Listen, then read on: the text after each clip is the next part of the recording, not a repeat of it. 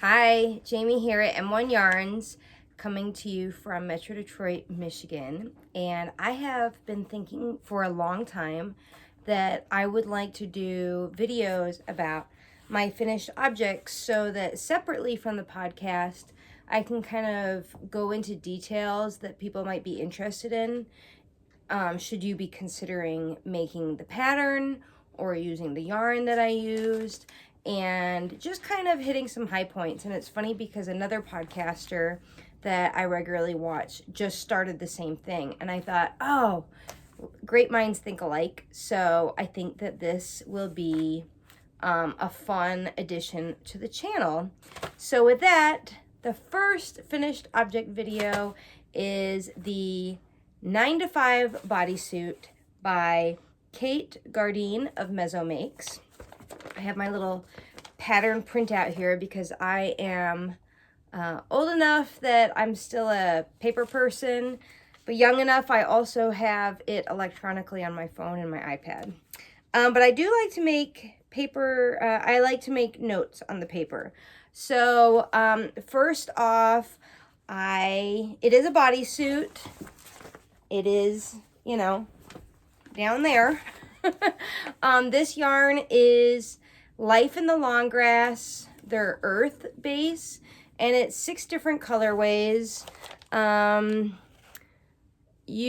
did fade them, and for some reason this forest green kind of color was like the color value of it is super stark, and I should have thought about that more a little bit more. I should have thought about that a little bit more beforehand, but it just, I didn't really kind of do the legwork. And by the legwork, I mean, if you have some yarn, this is a really good tip, especially for newer makers. If you have a collection of yarn that you're thinking about using in some sort of like fade or color work where you do want high contrast, like I didn't want high contrast like this. If you take all your skeins or balls of yarn or whatever, lay them out flat on preferably like a solid background, either black, white, maybe your wood floor. Take a photo and then change it in the settings to mono so it becomes a black and white photo. And then if you see that one sticks out like this, and you don't want that, then take that ball out.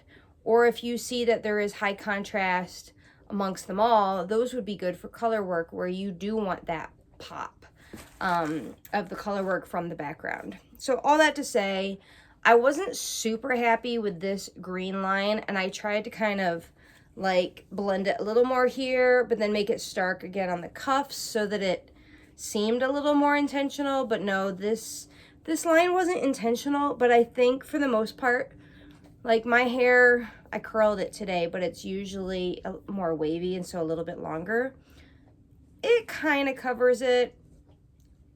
I thought about it once I got down to like here and realized that everything else was blending really well.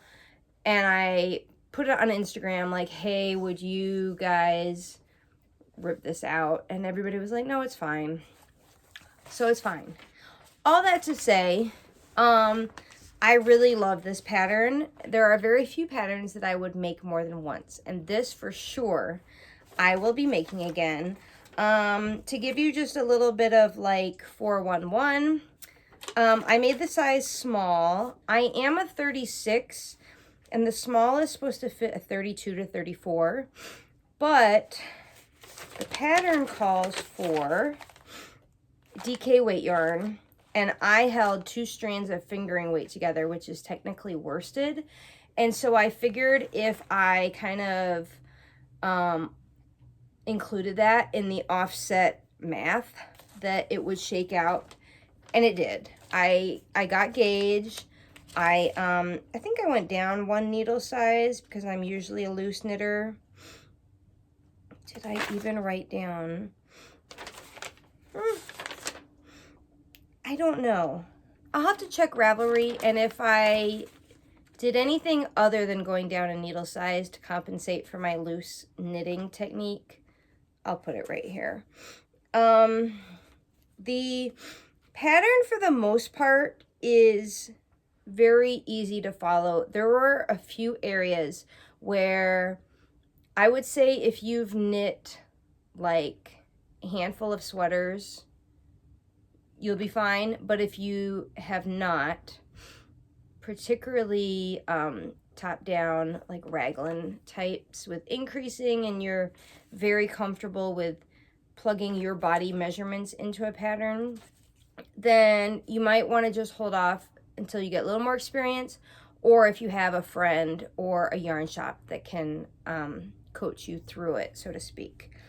That being said, the most complicated part about knitting this for me was really figuring out how to fade the colors. So if you were knitting it in a single color, that would make life a lot easier. The main part where you have to kind of plug and play for your measurements, apart from picking the bust for the main size, is how fast you decrease from like here. I think you can see maybe, yeah, right here. Oh no, wait a minute. Yes. How fast you decrease from like just under the bust down to your high hip, where you're going to like suddenly, you know, like make a shape like panties, basically. So basically what you have to do is take your measurement here where you're at, your gauge, and the measurement where you want to end at, and then you have to figure out how fast you need to decrease. There are some great formulas in this, but my tip would be you have to read this a couple times through, and then read it again, and then do the math, and then double check the math. I increase, no, did I decrease or increase? It's the hip increases. It's not decreases. It's increases. I increased twice as fast as I should have, according to my calculations, which I really think were off. But it ended up being exactly my shape somehow in the end. It was weird. I don't know. There might have been some wine involved. As far as working the bottom, front and back, I ended up working mine in the same fashion rather than having like the bottom have more coverage, because I really don't mind closer to a thong fit.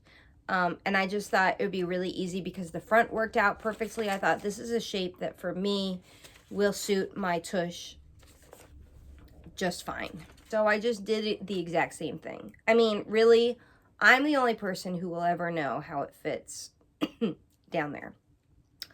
The pattern does offer you a short and a long sleeve option. Excuse me. I obviously did the long sleeve, and I knew going into it that I wanted to do the long sleeve mostly because I had plenty of yarn.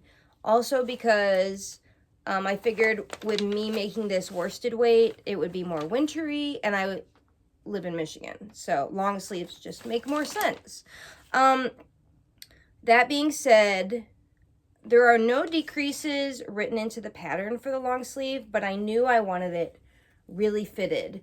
And I messaged a girlfriend of mine who has also made this and asked her, I said, I like how your sleeves fit. In your photo, did you do decreases? And she said no. And when I really started, I realized that when you put the sleeve stitches back on the needle, you're already pretty fitted up here. So there's not a lot of like typical top-down sleeve decreases that you might need to do.